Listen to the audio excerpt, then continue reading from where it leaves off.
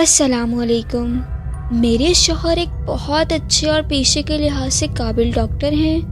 انہوں نے اپنے ابو کی بات مانتے ہوئے اپنی زمینوں پر ہی بڑا سا ہسپتال اور لیبارٹری بنوا لی تھی اور آس پاس کے گاؤں اور قصبوں دیہاتوں کے لوگوں کی خدمت کرتے تھے۔ ہمارے 3 نہایت ہی خوبصورت اور صحت مند لائق بیٹے تھے۔ مجھے ایک بیٹی کا جنون کی حد تک شوق تھا۔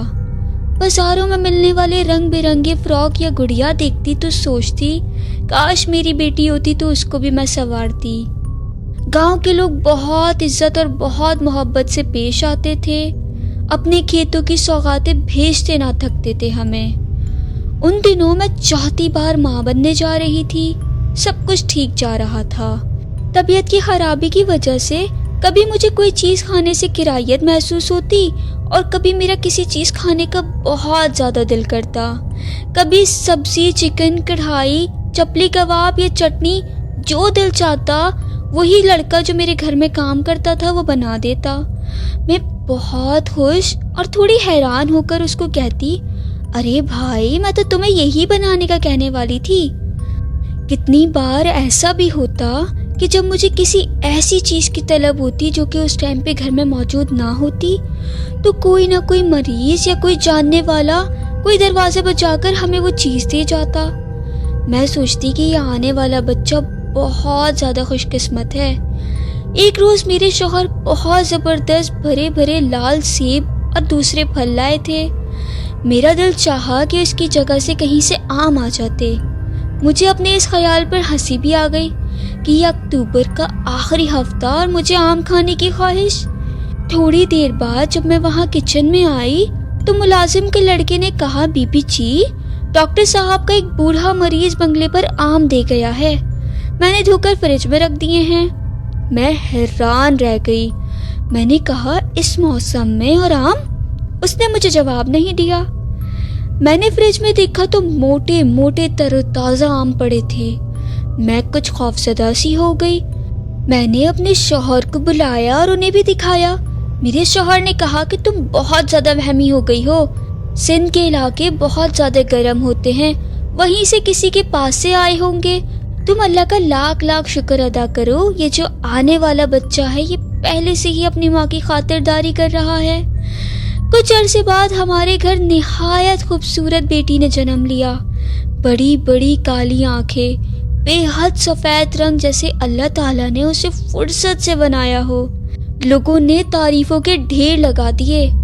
ایک دن میں اپنی بچی کو فیڈ کروا کر بڑے سے کپڑے میں لپیٹ کر سلا کر باہر آ گئی۔ تھوڑی دیر بعد جب میں اندر گئی تو وہاں پر پھولوں سے سجی سرخ سب سجاوٹ کی بڑی سی ٹوکری پڑی تھی۔ جب میں نے قریب جا کر دیکھا تو میری آنکھیں کھلی کی کھلی رہ گئیں۔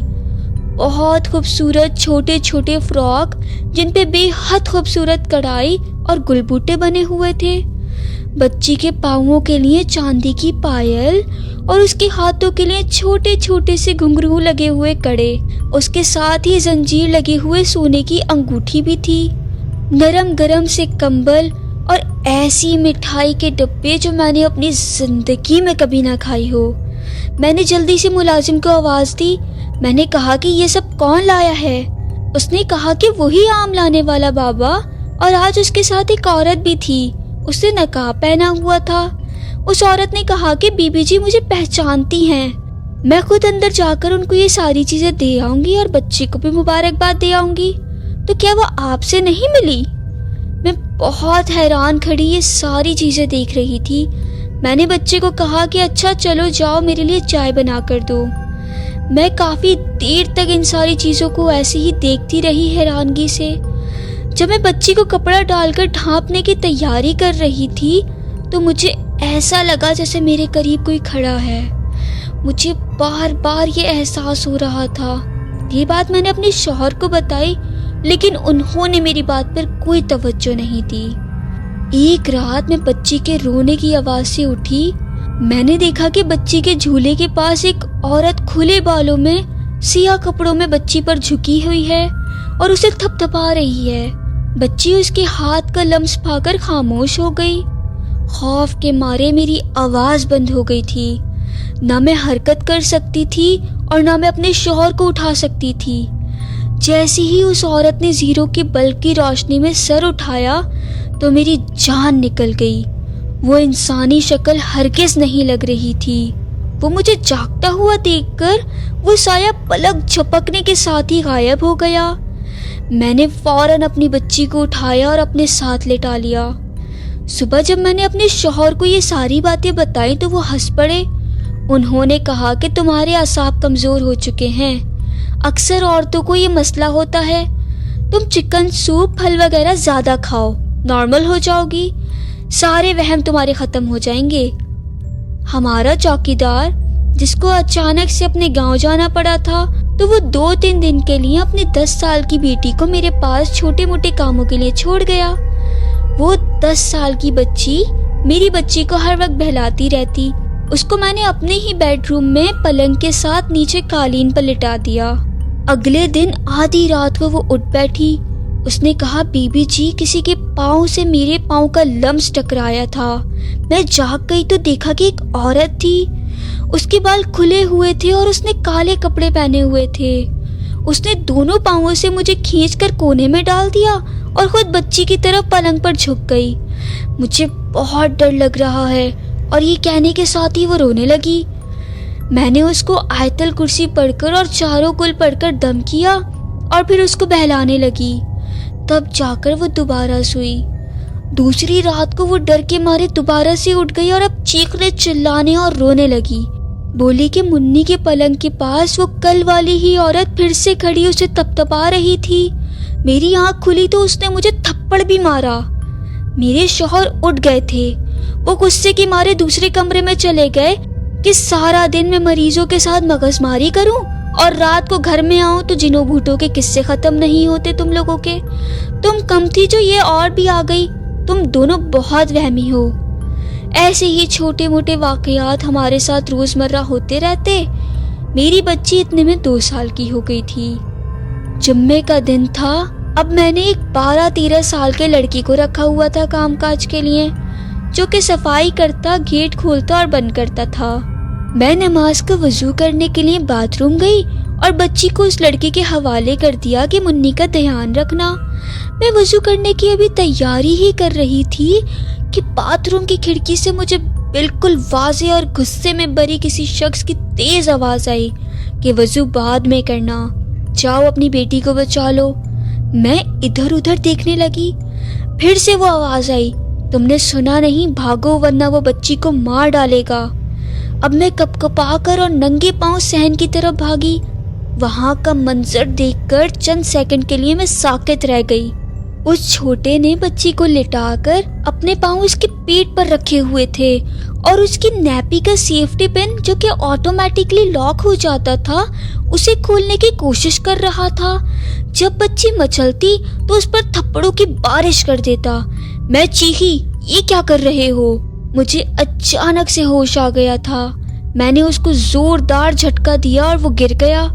मैंने अपनी बच्ची को गले से लगाया, बार बार अल्लाह ताला का शुक्र अदा किया कि मैं वक्त पर पहुंच गई थी। छोटे ने जैसे ही उठना चाहा तो वो दोबारा से जाकर गिरा।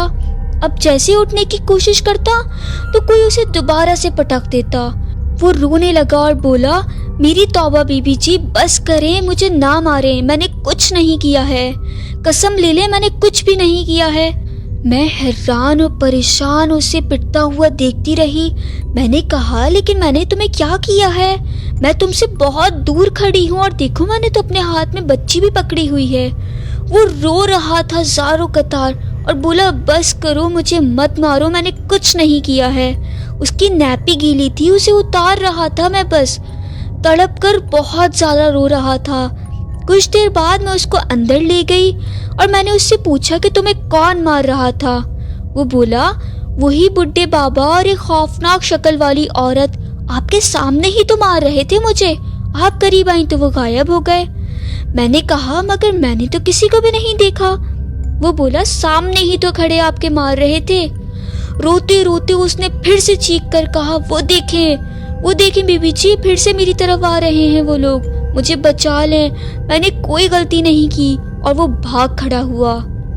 मैंने उसे चीख कर लाउंज से बाहर निकाला और कहा कि जाओ, निकल जाओ, भागो मस्जिद की तरफ, मौलवी साहब के पास जाकर बैठ जाओ और फिर दोबारा यहाँ मत आना।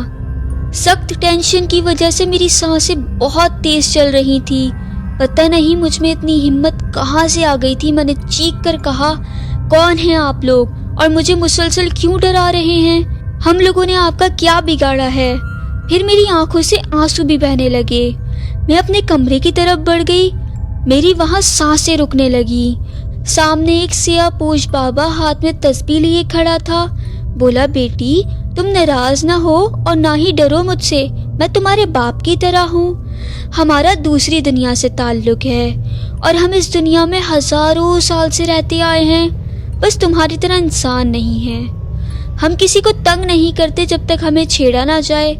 अल्लाह पाक ने हमारी मखलूक का जिक्र भी किया है कुरान पाक में। मैंने कहा, पर आप मेरी बेटी के पीछे क्यों पड़े हैं? उसने कहा कि हम इस जमीन पर बरसों से आबाद हैं। हमने यहाँ घर बनाया, इसे बसाया, बच्चे पैदा हुए। हिंदू, सिख, मुसलमान भाइयों की तरह हम भी इस दुनिया में रहते हैं। हमारी बिरादरी में भी हर तरह के मजहब के लोग हैं। फिर अचानक से हंगामे फूट पड़े। हिंदू, सिख सब अलहदा हो गए। हमारी बिरादरी में कुछ हिंदू रह गए। वो मुसलमानों को अक्सर तंग करते और शरारतें करते। हम उन्हें रोकने की बहुत कोशिश करते हैं। हमारे बहुत से लोग हंगामों में पांव तले रोंदे भी गए। मेरा एक ही बेटा था। जब हमारे घर चांद सी पोती आई, हम सब की जान उसमें अटकी रहती थी।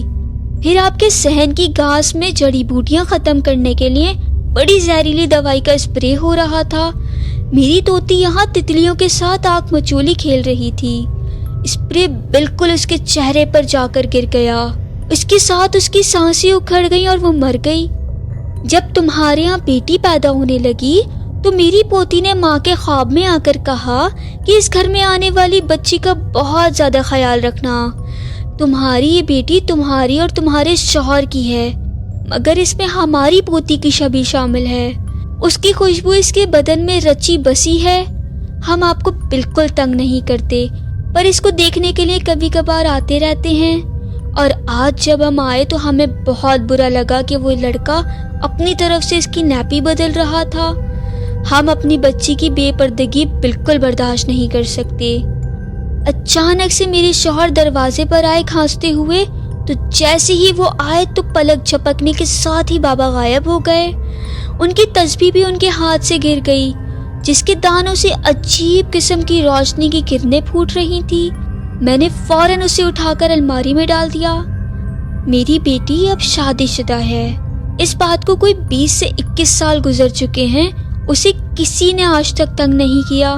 बस वो कहती है कि अम्मी, ईद और शब रात पर आप बहुत सारी चीजें बेच देती हैं, क्यों इतना खर्चा करती हैं आप त्योहारों वगैरह पर? मैं मुस्कुराकर चुप हो जाती हूँ। मेरी बेटी को कभी कभी महसूस होता है जैसे कोई साया सा उसके करीब हो, फिर वो गायब हो जाता है। लेकिन मैंने आज तक अपनी बेटी को कभी भी उसकी हकीकत नहीं बताई। अल्लाह पाक सबको अपनी हिफ्ज़ो अमान में रखे, आमीन। अल्लाह हाफिज़।